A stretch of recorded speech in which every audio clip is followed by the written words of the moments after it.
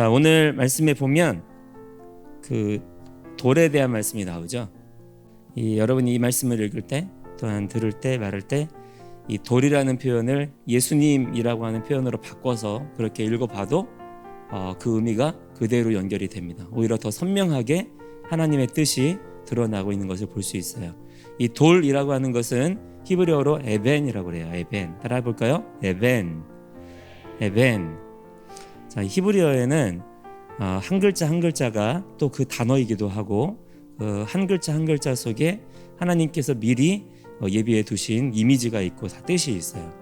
근데 이 에벤 할 때 첫 글자 알레프는 하나님을 뜻하는 거고요. 뒤에 따라오는 벤이라고 하는 것은 아들을 말하는 거예요. 자, 하나님의 아들이 누구시죠? 바로 예수님이십니다. 하나님께서는 이 돌에 대한 이미지 또한 돌에 대한 말씀들을 통해서 장차 이스라엘을 구원하실 예수님, 또한 온 만국을 통치하실 예수 그리스도, 결코 변함없는 흔들림이 없는 그런 예수님에 대해서 그렇게 드러내 보이시고 계시는 거예요. 우리가 이 말씀을 통해서 그냥 옛날에 예수님이 오시기 전에 이스라엘 나라에 있었던 한 이야기로 지나갈 것이 아니라 성경의 모든 말씀은 모두가 다 누구를 바라보고 있을까요? 예수님을 바라보고 있는 거예요. 성경은 예수님에 대한 책이에요. 성경은 예수님과 예수님의 나라에 대한 기록들로 꽉 차 있어요. 우리가 성경을 보면서 무엇을 항상 봐야 되냐면 항상 우리는 예수님을 바라봐야 돼요. 오늘 말씀에도 뭐라고 말씀하냐면 하나님께서 주신 말씀들을 그 돌 위에다가 새겨야 된다는 거예요. 돌에다가. 근데 그 돌은 어떤 돌이냐면 완전한 돌이에요. 완전한 돌. 자, 우리가 생각하는 완전한 돌은 무엇인가요? 자, 여러분이 생각할 때 어떤 돌이 완전한 돌이에요? 동그란 돌, 이쁘게 매끄럽게 잘 다듬어진 돌, 그죠? 전혀 흠집도 없고 상처도 없고 깨끗하게 대리석처럼 그런 돌을 우리는 완전하다라고 말하고 싶겠죠, 그죠? 근데 하나님께서는 뭐라고 말씀하세요? 철 연장을 휘두르지 않은 돌, 전혀 손대지 않은 돌, 하나님께서 창조하신 그 모습 그대로의 돌. 하나님께서 보실 때 완전하다라고 하는 것은 하나님이 지으신 그 모습 그대로가 가장 완전합니다. 그 돌 위에다가 하나님의 말씀을 새기라는 거예요. 자, 그 말은 무슨 말일까요? 하나님의 거룩하신 말씀을 사람이 함부로 바꾸어서는 된다고 안 된다고? 안 된다고요. 우리가 여러 가지 지식들을 배워요. 또한 여러 가지 것들을 경험해요. 그렇다고 해서 하나님 말씀을 우리가 함부로 자르거나 더하거나 해서는 안 된다는 거예요. 이미 하나님은 우리에게 완전한 말씀을 주셨어요. 하나님의 말씀에는 영원부터 영원까지 모든 시간들 동안 하나님께서 충만한 지혜와 능력을 주실 만한 그런 능력의 말씀이 다 기록이 되어져 있어요. 지금 여러분 옛날 이 시대보다 지금 이 시대에 정말 많은 과학의 발전이 있죠. 그죠? 엄청나게 많은 문화의 발달이 있었잖아. 그렇지만 그럼에도 불구하고 4,000년 전에 기록된 또한 2,000년 전에 기록된 이 하나님의 말씀은 여전히 우리에게 지혜의 샘이 됩니다. 우리가 하나님 말씀을 배울 때 여러분 조심해야 되는 게 있어요. 하나님 말씀을 내 것으로 삼아버리면 안 돼요. 지금 이 시대에 그런 사람들이 많이 있어요. 하나님 말씀을 열심히 공부해요. 성경 공부 열심히 하는 거야. 근데 그 하나님 말씀에 대한 지식을 내 걸로 만들어버려. 내가 내 욕심을 위해서 내 만족을 위해서 하나님 말씀을 그렇게만 함부로 사용하는 거야. 그렇게 하면 된다고 안 된다고요? 그럼 우리는 어떻게 해야 될까? 하나님 말씀을 내가 가지고 그것을 내가 사용하는 게 아니라면 자, 우리는 어떤 생각을 가지고 하나님 말씀을 대해야 될까요? 우리가 하나님 말씀 속으로 들어가야 돼요. 우리가 하나님 말씀 속으로 들어가야 됩니다. 그 말씀이 여러분의 생각과 마음을 다스려야 돼요. 우리가 그 말씀을 이용해 먹는 게 아니야. 오히려 하나님의 말씀 때문에 내 생각이 바뀌어져야 됩니다. 하나님 말씀 때문에 내가 속상했던 마음들, 내가 미워하는 마음들, 짜증하는 마음들이 다스려져야 돼요. 그렇기 때문에 여러분 우리가 지지난주에 우리가 다니엘의 이야기를 할 때 다니엘이 어떻게 했다 그랬어요? 뜻을 정했다 그랬죠? 뜻을 정했다라고 하는 것은 무슨 뜻이라고 그랬죠? 하나님의 말씀 위에다가 내 마음을 두었다. 네. 여러분, 이 마음이 다니엘의 마음이기도 하지만 또한 예수님 안에 있는, 성령님 안에 있는 우리 모두의 마음이어야 됩니다. 자, 오늘 여러분의 모든 어떤 말, 행동, 여러분의 생각, 여러분의 마음이 그냥 막 아무렇게나 막 사라져서는 안 돼요. 하나님의 말씀이 생각나야 됩니다. 하나님의 말씀이 여러분 좀 부담돼야 돼요. 하나님 말씀이 좀 부담스러워야 돼. 나는 막 이렇게 하고 싶은 게 있는데 생각나는 하나님 말씀이 있는 거야. 그 말씀 때문에 못하는 것들이 있어야 합니다. 여러분이 하나님 말씀 때문에 한번 속상할 줄도 알아야 돼요. 내가 이거 하고 싶은데, 정말 갖고 싶은데 하나님께서 말씀하신 것 때문에 내가 포기하는 거예요. 속상해요? 기분 좋아요? 속상해요. 그게 잘못된 게 아니야. 하나님은 그 속상해하는 마음을 받으십니다. 왜 그렇죠? 내가 내 마음과 생각을 주님께 내려놓은 거예요. 여러분, 이 마음을 주님께서 받으셔요. 오늘 여러분, 주님 말씀 때문에 한번 속상해 보세요. 주님 말씀 때문에 한번 마음 상해 보세요. 그 상한 마음을 주님께 드리는 거예요. 주님이 얼마나 기뻐하신지.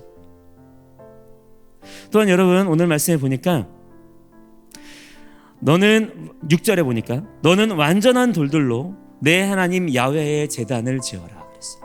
그리고 내 하나님 야훼께 올림 제물들을 그 위에서 올려야 된다는 거예요. 돌제단 위에서. 그리고 너는 화목 제물로 제사 드리고 거기서 먹고 내 하나님 야훼 앞에서 기뻐해야 된다 그랬어요. 자, 여러분, 예배에 대해서 말씀하고 있는데 예배도 어디 위에서 드리라는 거예요? 예수 그리스도 위에서 예배를 드리는 자가 되라는 거예요. 여러분, 예배가 우리가 하나님께 드리는 예배죠, 그죠? 자, 근데 여러분 잘 기억해야 됩니다. 예수님을 통과하지 않는 예배는 하나님께 드려질 수가 없어요. 우리는 예수님을 통과하지 않고는 결코 하나님의 보좌로 나아갈 수가 없어요. 마치 이스라엘 백성들이 제사장들을 통해서가 아니면 제단의 제물을 드릴 수 없었던 것처럼 우리의 대제사장 되시는 예수님께서 우리의 중보자가 되어주셔서 우리를 그렇게 붙잡아 주시고 우리의 죄를 대신 짊어지어 주시지 않으시면 우리가 하나님께로 나아갈 수가 있다고 없다고? 없는 거예요. 그래서 오늘 여러분, 이 시간 우리가 예배할 때에도 여러분이 머릿속에, 생각 속에 늘 예수님을 붙잡는 자가 돼야 됩니다. 그럼 예수님을 그렇게 붙잡는다는 게 뭐죠? 뭐가 예수님을 붙잡는 거죠? 어떻게 하는 거죠? 내 안에 오신 성령님을 붙잡는 거예요. 그럼 어떻게 하는 게 성령님을 붙잡는 거죠? 성령님을 상상하면 되나요? 물론 그것도 필요합니다. 나의 의지를 주님께 드릴 때 성령님 내 안에 계심을 믿습니다. 성령님 나와 함께 하심을 믿습니다. 이런 느낌 중요해요. 이 느낌도 하나님이 우리 안에 허락하신 감각이기 때문에 이 느낌 중요합니다. 느낌은 아주 무시하면 안 돼요. 여러분이 오늘 하나님이 여러분과 함께 하시는 그 느낌을 느껴보기로 축복해요. 주님은 그 느낌을 또한 주세요. 그러나 그 느낌은 마귀도 줄 수 있어요. 이걸 잘 기억해야 돼요. 어떤 좋은 느낌, 따뜻한 느낌, 위로받는 느낌, 이건 누구도 줄 수 있다고? 여러분, 따뜻한 느낌, 좋은 느낌이면 마귀가 주는 것도 괜찮아요? 아니죠. 네. 자, 그러면 우리는 어떻게 이것을 분별할 수 있을까? 말씀으로 분별해야 돼요. 오늘 여러분, 생각나는 말씀이 계속 있어야 됩니다. 여러분의 마음속에, 생각 속에 말씀의 샘이 메마르면 안 돼요. 계속 생각나는 말씀이 있어야 되고요. 부담되는 말씀이 있어야 되고 이끌어가는 말씀이 있어야 되고요. 또한 그렇기 때문에 말씀을 들을 때, 말씀을 배울 때 여러분 안에 사모하는 마음, 집중하는 마음이 있어야 되는 거예요. 여러분, 성령을 받은 사람은요, 그 마음속에 성령님이 계심을 알고 또한 성령님께 주목하고 성령님을 따라가는 사람은요, 반드시 어떤 열매를 맺냐면 말씀을 즐거워하게 됩니다. 말씀을 즐거워하는 거예요. 제가 지난주에 우리 교회 한 집사님을 만나서 이렇게 같이 식사를 하는데 그 집사님이 놀라운 얘기를 했어요. 깜짝 놀랐어요.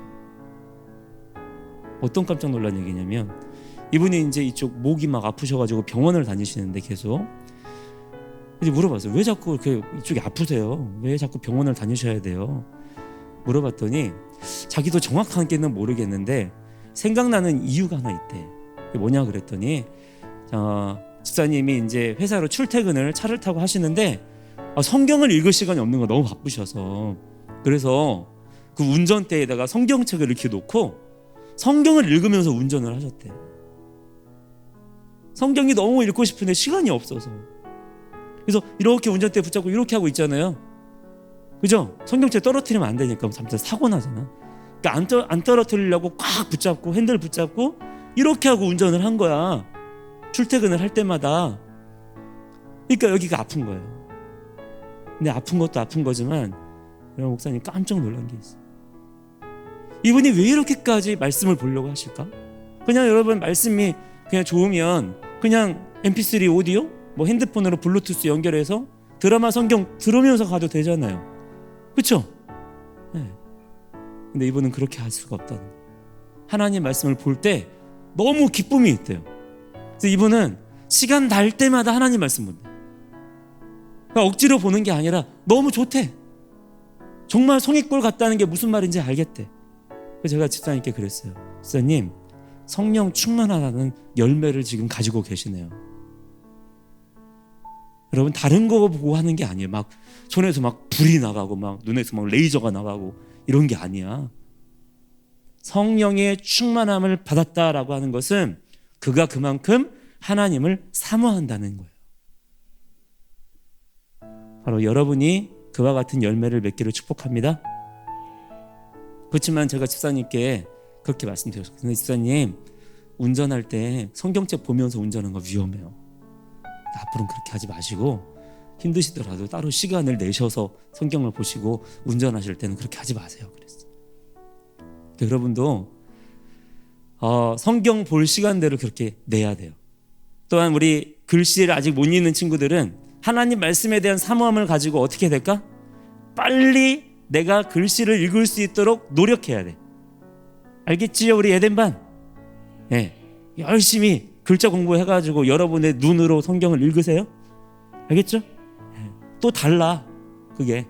알겠지? 응? 올해가 가기 전에 뛰자잉. 응? 그 여러분 글씨 읽을 줄 아는 친구들은 어떻게 해야 돼요? 읽을 줄 아니까. 아직 조금 부족한 친구들은 빨리 부지런히 연습하세요. 성경을 부지런히 읽어야 되니까 부지런히 연습하세요. 그리고 글씨 읽을 줄 아는 친구들은 그 글씨를 읽을 수 있는 능력을 누가 주셨어요?